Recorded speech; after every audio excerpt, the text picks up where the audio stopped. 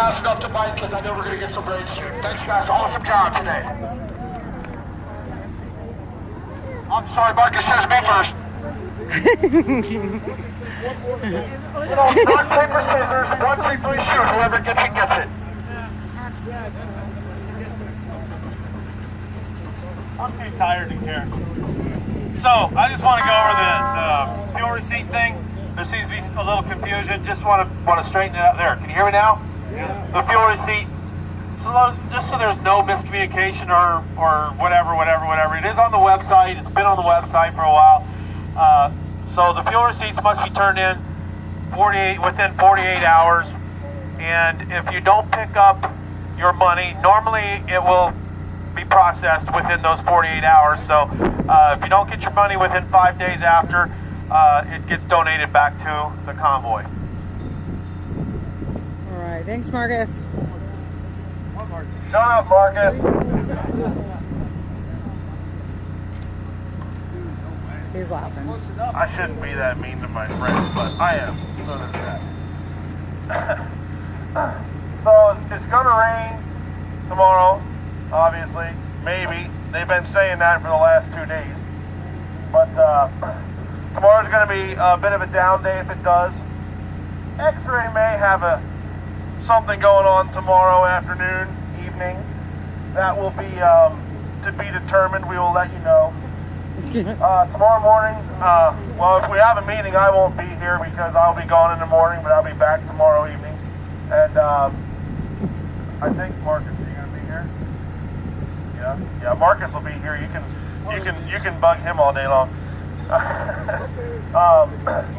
I know everybody had a good day today somewhere because I got a lot of phone calls from the police wanting to know what was going on. And the great part is I actually didn't know, so I could tell them that I didn't know.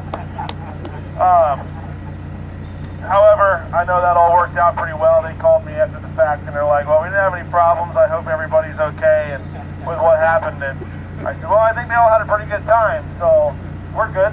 You know, like I said yesterday or this morning, the cops they're our friends. They're on our side, but they have a job to do also. So glad everybody had a good day doing that today. Glad to see everybody back here this evening. Don't let the dreary weather wear you down. We're gonna take a day tomorrow, just kind of chill, do whatever you want to do. I'm sure X-ray will let you know if this little plan comes to fruition, and then we'll get back to it probably on Friday. I know I got to talk to X-ray because he come up with a list of what bills are being voted on and stuff next week, so we can get a plan together for going back to the Capitol and letting our voices be heard. So I just want to let everybody know that I will not be here in the morning, and neither will my truck, but I did not leave. I will be back, so don't worry. Everybody stay safe tonight. It's supposed to get a little windy. It's going to get a little wet. So like I said earlier, if you're out in a tent, be prepared. Also, there's been some confusion, not confusion, but there's been questions asked about 2223. There's people that think that it does not mean that you can kill babies after they're born. Well, it may not directly say that, but I will encourage you to read it and reread it and read it again and to possibly even again so you understand the wording and the language that is used. Because